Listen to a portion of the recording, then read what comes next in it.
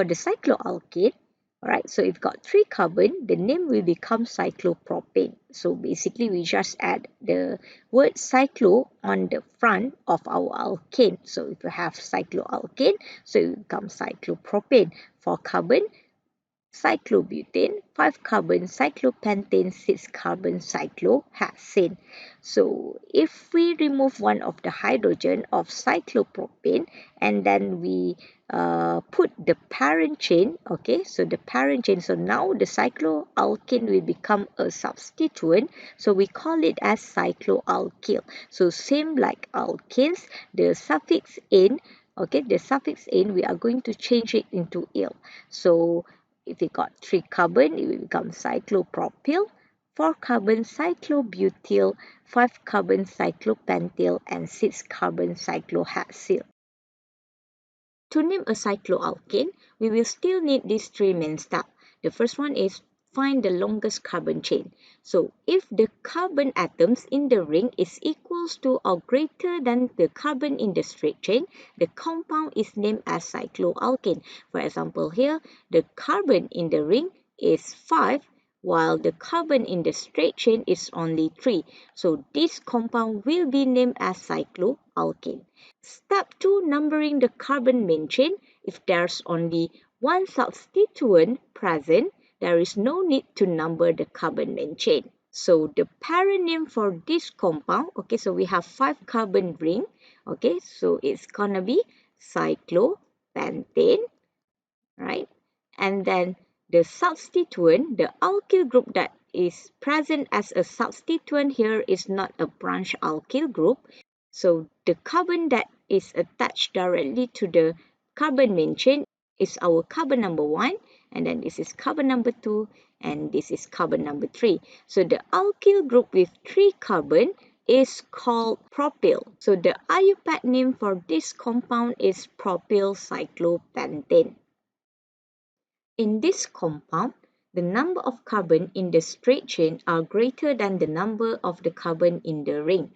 So this compound will be named as alkane, and the ring here will become our substituent, and it is called as cycloalkyl. So numbering our carbon main chain, okay, so we will give the first substituent the lowest carbon, 1, 2, 3, 4. So the parent name is gonna be butane, right?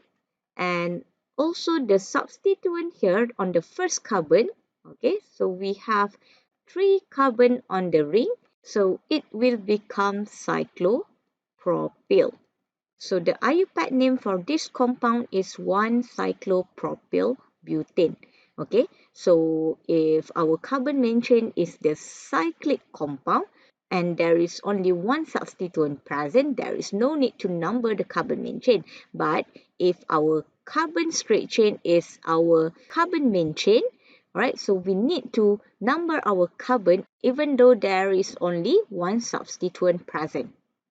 For this example, the carbon main chain is going to be our cycloalkane.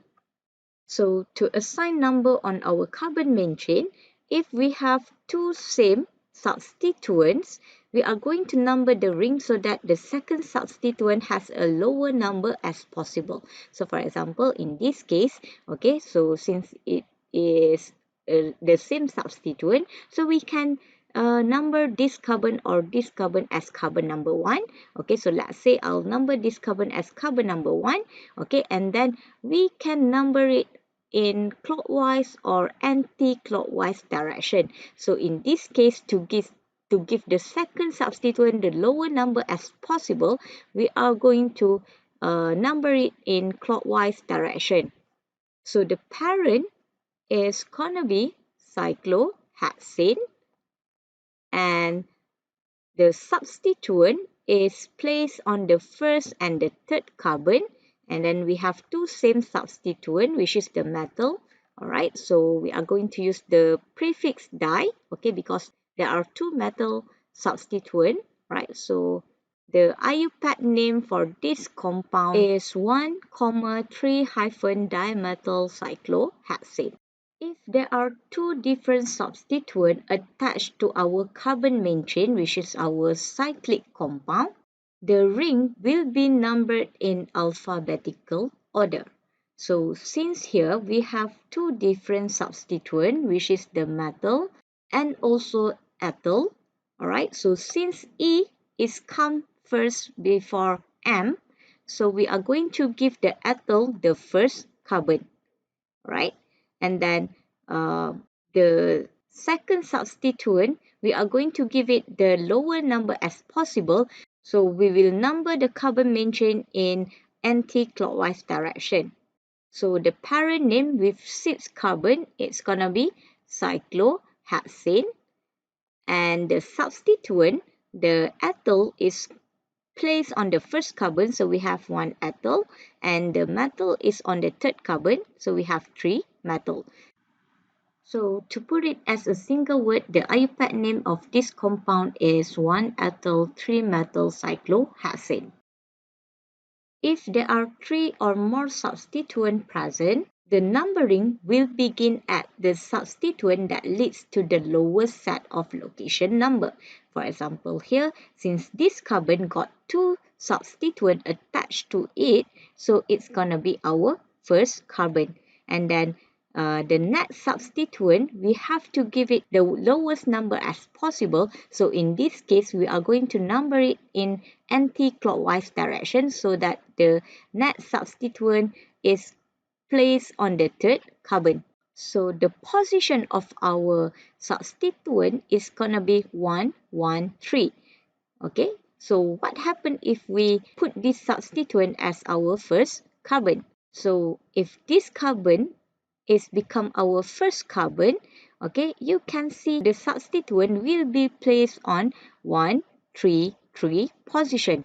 So 1, 1, 3 is the lowest set compared to 1, 3, 3.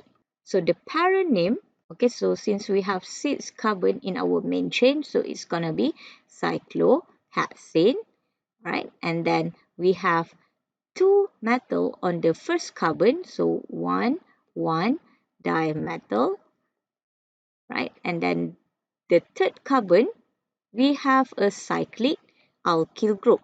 Okay, so this is a cycloalkyl, so it's gonna be 3 cyclopropyl. So to put it as a single word, the word cyclo is considered as a part of alkyl group name for alphabetizing. Okay, so the cyclopropyl will be written first since C is come first before M. So the prefix di is not included for alphabetizing purpose.